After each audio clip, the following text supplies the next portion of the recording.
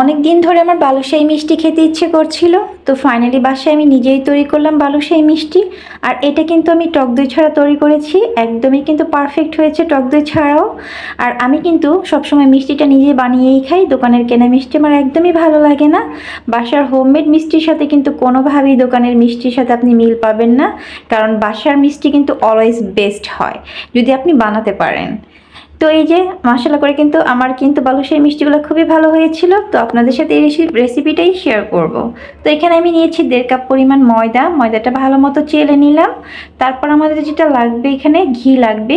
মিষ্টির মধ্যে কিন্তু ঘিটা বেশ যায়, এখানে কিন্তু বাটার দিলে হবে না।